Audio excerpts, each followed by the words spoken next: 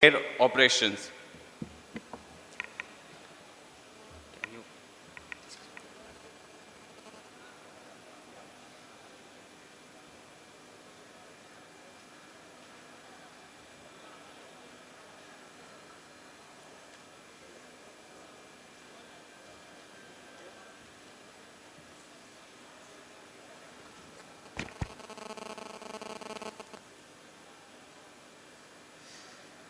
Good afternoon, ladies and gentlemen. It's an indeed pleasure to be here and a privilege to speaking to you on this topic, which is generally relevant for a gear operation. So most of you must be wondering what an oil company is going to talk about in terms of energy efficiency. So let me give you a flavor. The whole presentation is structured in such way that I'll take you through a brief introduction to our energy outlook, which ExxonMobil as a corporation makes, and then I'll talk about the importance of Asia. So where this energy efficiency fits in our energy outlook and how an energy efficiency benefits can be attained through lubrication. And this will be followed by a brief case study and examples of energy efficiency benefits which can be attained through a lubricant.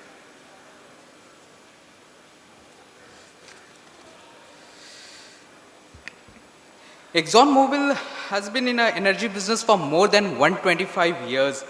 The company traces its roots back to the Standard Oil Company, which was incorporated under the leadership of John D. Rockefeller in the year 1882.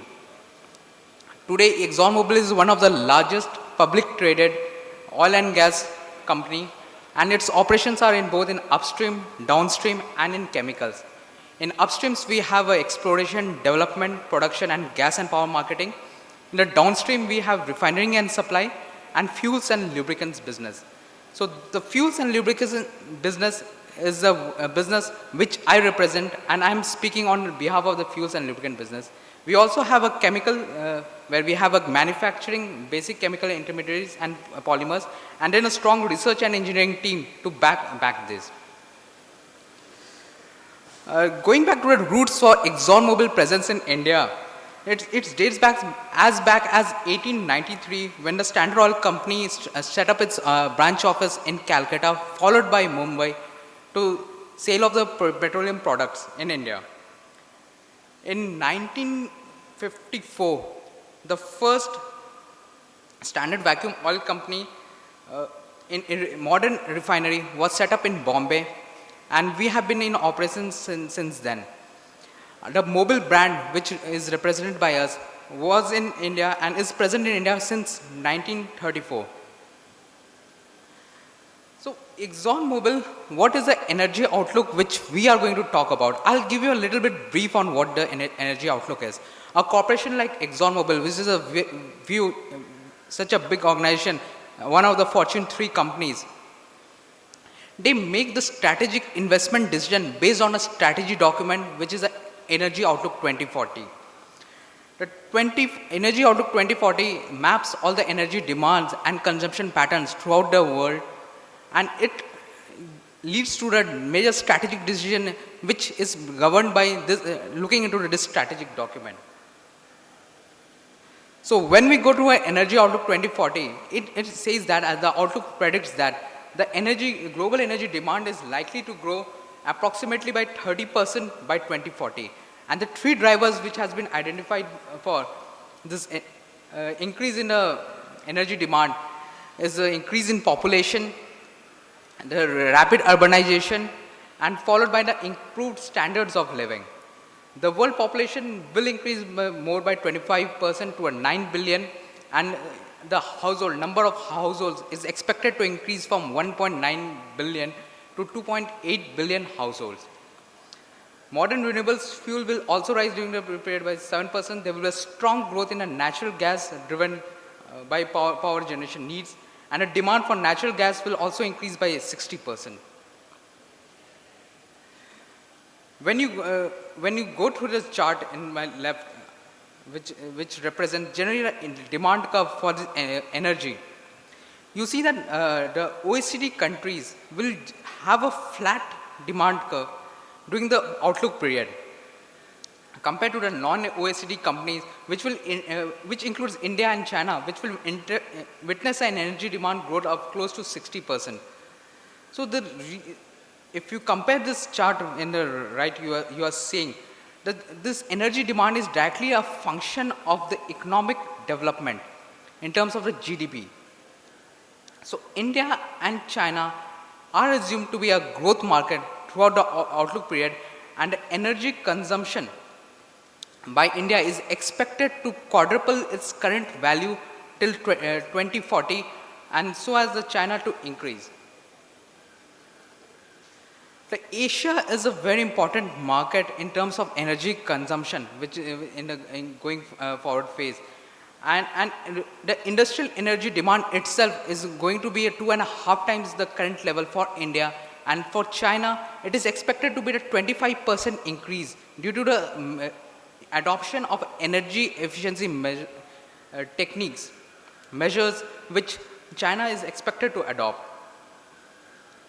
So to cater such kind of market where the energy is required and the demand is increasing, we need to invest a lot in technology.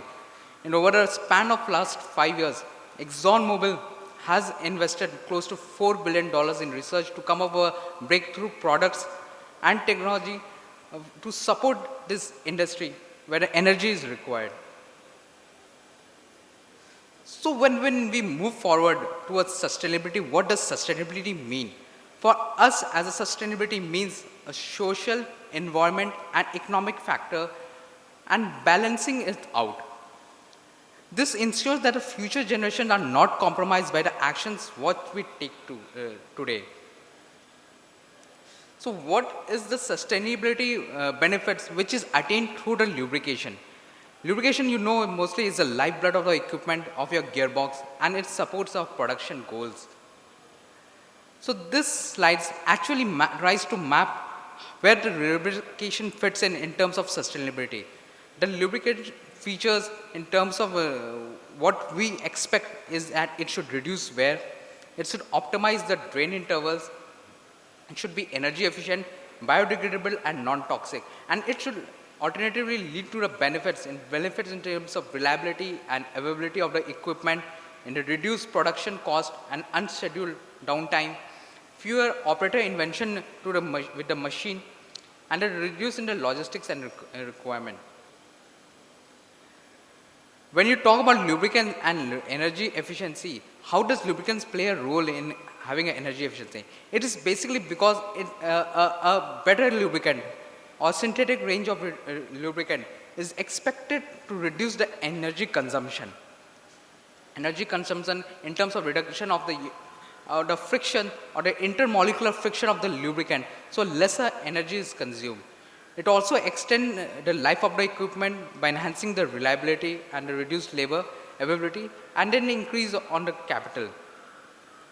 The better quality lubricant means that the oil drain interval is increased.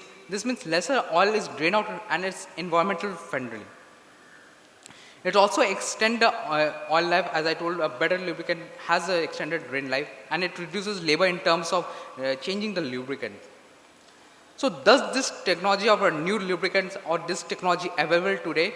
Yes, the good news is the new range of synthetic products in terms of mobile SSC and mobile grease is available. But this lubricant alone doesn't help.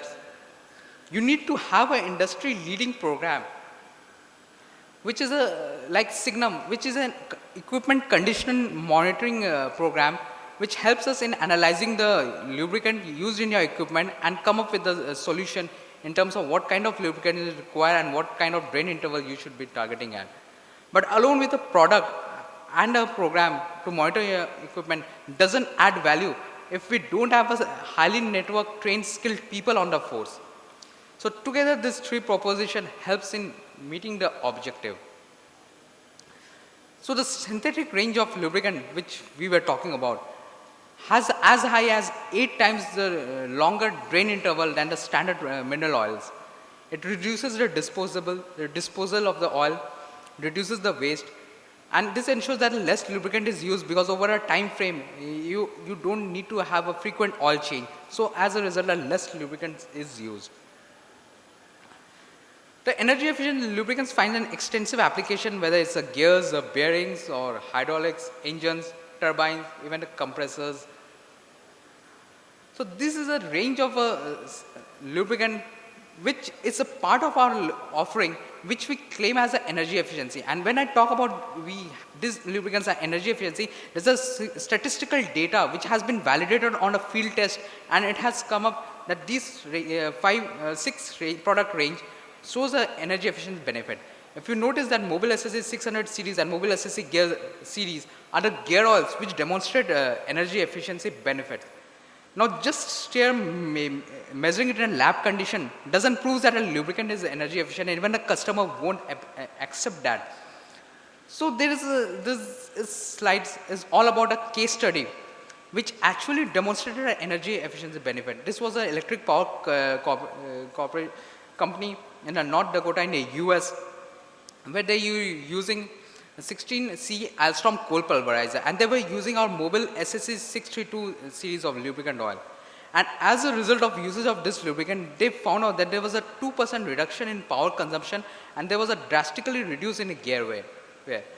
The whole annual saving because of using of this energy efficient lubricant came out to be close to 68 lakh rupees or $115 K was the annual saving. Recently, we have demonstrated this energy efficiency benefits in an Indian leading tire company in their gear operation, where they had witnessed energy savings of 2.6%, and the annual savings because of this they are saving close to 2,65,000 rupees annually.